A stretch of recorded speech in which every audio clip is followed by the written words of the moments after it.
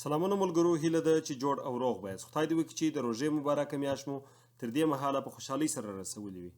نن د دندې د موندلو او د سی وي یا هم د ریزومې د لیکلو په شپږم درس کې غواړم چې پر دې عنوان باندې کار در سره وکم، یعنی how to develop cover letter، یعنی یو cover letter څنګه کولای سو چې موږ یې جوړ کړو. په دې درس کې به موږ عملی کار هم وکړو تر څو وکولای سو چې یو کور لیټر جوړ کړو. کور لیټر به هم وپیژنو، پر دې باندې به هم خبرې وکړو چې په یو کور لیټر کې کم موضوعات باید ځای پر ځای سي او په څه ډول سره ولیکل سي. نو راځو لومړی د دې سوال جواب ته. what is cover letter؟ cover letter څه شی دی؟ A cover letter is a document sent with your resume to provide additional information on your skills and experience. cover letter د ریزومې یا د سی وي بر علاوه یو بل اسناد دی چې د ریزومې یا د سی وي سره استول کیږي تر څو د خپلو مهارتونو او هم د تجربې په اړه بلابود معلومات و سازمان ته ورکړل سي. بلابود معلومات نو څه کېدلی سي؟ لومړی why you're qualified، ولې تاسې د دې پوزیشن دپاره یا د دې بس دپاره وړتیا لرئ یا تاسې یې وړ یاست. explain the reasons، دلیلونه باید ووایاست چې په کوم دلیل سره تاسې د دغه پوزیشن دپاره وړتیا لرئ یا تاسې یې وړ یاست. identify your most relevant skills، او همدارنګه هغه سکلز یا هغه مهارتونه چې پر دغه بست باندې مربوط دي تاسې به په هغو په اړه په کور لیټر کې خبرې کوئ. او بل ډیره مهمه خبره half page at most in length، او کور لیټر باید تر نیمې A4 صفحې اضافه نسی. کله چې موږ کور لیټر لیکو نو لومړی کار چې موږ کوو do your research، موږ باید پلټنه وکړو. د څه شي په اړه پلټنه وکړو؟ on the company، هر سازمان یا هرې کمپنۍ ته چې موږ اپلای کوو د هغې په اړه باید موږ معلومات راټول کړو، پلټنه وکړو. into the role to which you are applying، د هغه پوزیشن چې تاسې اپلای ورته کوئ د هغه پوزیشن په اړه باید معلومات ولرو. او allow you to use style and terminology، او همدارنګه ته باید د هغو طریقو او اصطلاحات څخه استفاده وکړې چې ته وکولای سي خپل په کور لیټر کې ځای پر ځای کې د دغه بست مربوط. بل د covering letter puts flesh on the bare bones of the cover of the CV. کور لیټر چې دی هغه د سی وي د ملا تیر یادیږي یا د ریزومې لپاره د ملا تیر یادیږي چې د لومړي ځل لپاره کله یو سازمان غواړي ستا اسناد وګوري نو ستا کور لیټر ګوري.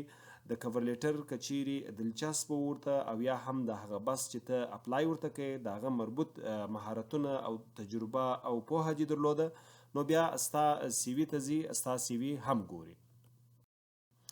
اوس راځو پر دې باندې خبره کوو چې په یو کور لیټر کې باید څه شي ځای پر ځای سي. یا کور لیټر د څو برخو څخه جوړ دی، یعنی پارټس آف کور لیټر، د کور لیټر برخې.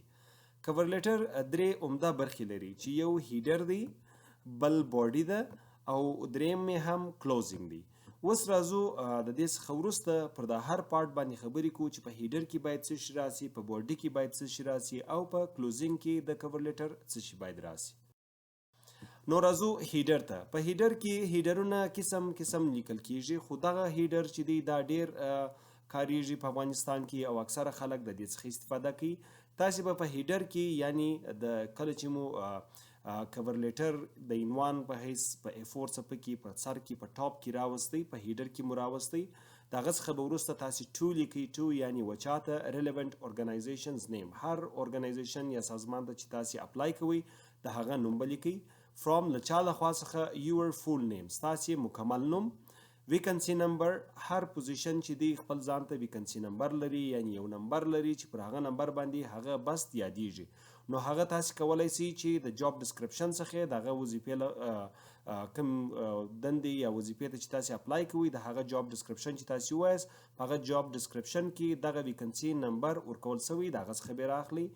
ډیټ کم تاریخ تاسې لیکئ، په هر تاریخ چې تاسې خپل سی وي یا ریزومې او همدارنګه کور لیټر استوئ هغه تاریخ به تاسې ورته لیکئ. بل سبجیکټ کې به تاسې څه لیکئ؟ اپلیکیشن فار پوزیشن نیم ان کندهار افغانستان.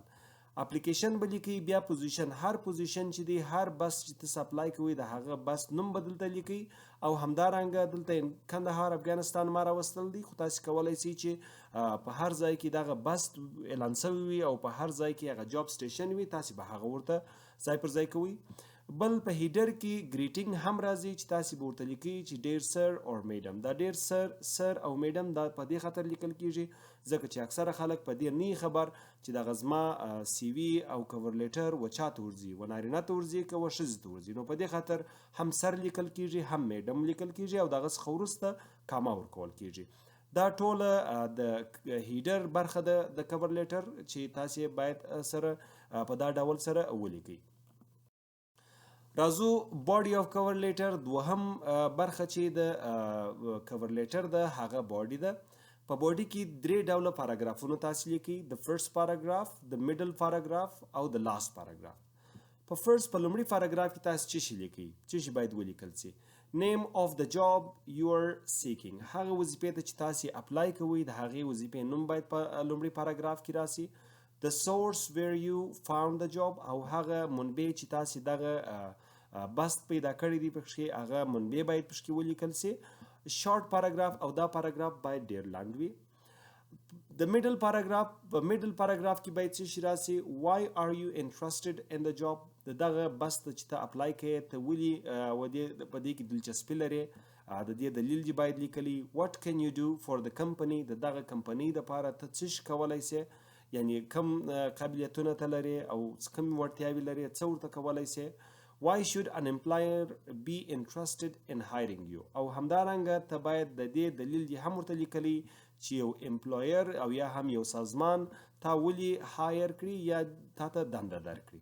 دا دوهم پاراګراف سو. دریم پاراګراف یا د لاست پاراګراف وروستی پاراګراف thank the employer for his or her time د هغه سازمان د هغه چا څخه چې ته د اپلای ورته کوې د هغو څخه به ته مننه کوې چې دی خپل وخت درکړی دی او ستا دغه کور لیټر ګوري. بل ریکویسټ اکشنز ځینې غوښتنې به ځنډي کوي هغه غوښتنې څنګه دي. لومړی غوښتنه desire for a personal interview د انټرویو دپاره به غوښتنه ځنډي کوي تر څو ستا سره یو انټرویو وکړي. state what you will do to follow up such as telephone the employer within 2 weeks او همدارنګه به دا هم ورته لیکي چې ته به په 2 هفتو په جریان کې څنګه وکولای سي چې دغه امپلویر سره دغه خپل اپلیکیشن تعقیب کړي. او دریم I look forward to hearing from you او همدارنګه داسې یو جمله ورته لیکي چې I look forward to hearing from you په پای کې به دا ورته لیکي چې زه ستاسو څخه د دې توقع لرم چې ستاسو څخه واورم. دا سو د باډي اف کور لیټر چې د کور لیټر په باډي کې دغه درې پاراګرافونه باید راسي. دریم کلوزینګ یعنی د ختم برخه چې ته خپل کور لیټر په ختمه په هغه کې به ته څه شي لیکې.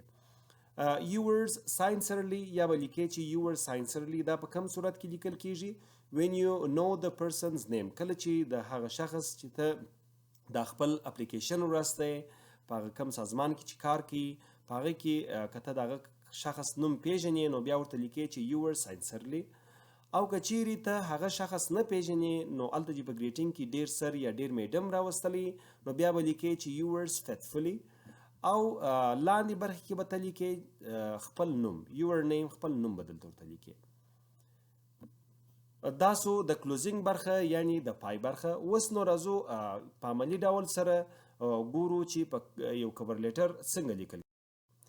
دلته موږ لومړی برخه وویل چې باید هیډر راسي د کور لیټر ده. نو هیډر دا دی موږ ورته ځای پر ځای کړی دي to organization name هر سازمان چې دی دغه نوم from خپل your full name خپل مکمل نوم date of application په هر تاریخ کې چې ته د اپلیکیشن لیکې هغه تاریخ ورته لیکې. vacancy number هغه vacancy number به د job description سره اخلي هغه به ورته لیکې. subject کې به لیکې application form position name هغه کوم position نوم چې دی هغه به لیکې. location په هر ځای کې چې دغه position وي دغه لوکیشن به لیکې یا کندهار یا کابل یا هم هر بل ولایت. اوس نو راځو هغه درې همدارنګه به ته ډیر سر او میډم په هیډر کې لیکې. دغه څخه وروسته بیا راځو هغه کم درې پاراګراف چې دي هغه پاراګرافونه به دلته لیکل سوي دي ستاسو لپاره. تاسو کولی شئ د دې څخه بیا استفاده وکړئ دغه فارمټ څخه په راتلونکي کې دا استعمال کړئ. نو لومړی پاراګراف و I am writing this cover letter to apply for the position of د پوزیشن نوم به دلته لیکئ in په هر ځای کې چې و job station in Kandahar Afghanistan which is announced through your respective organization د هر سازمان لخوا څخه چې دا اعلان شوی د هغه سازمان نوم به لیکئ. ان هر دفتر کې د هر ویب سایټ څخه د هر منبع څخه چې تا راخیستی هغه به ورته لیکئ.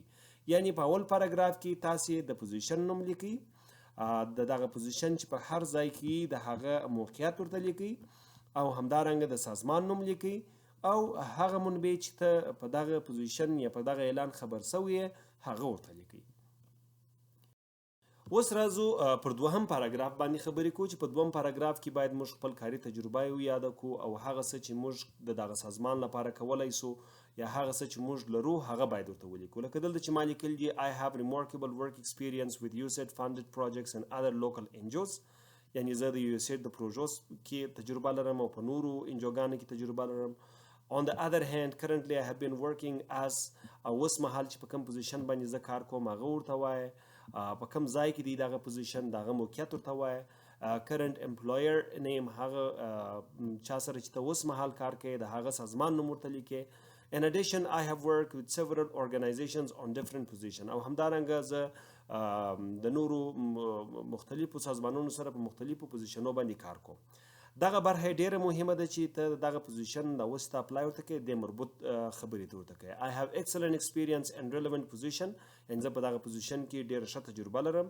I am fully knowledgeable in this field. په دغه فیلډ کې یا په دغه ساحه کې زه ښه پوهه لرم.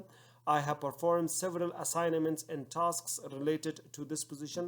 د دغه پوزیشن مربوط مختلف فعالیتونه ما سرته رسول دي. I have 5 years continuous experience in this field. په دا فیلډ کې زه 15 کاله تجربه لرم.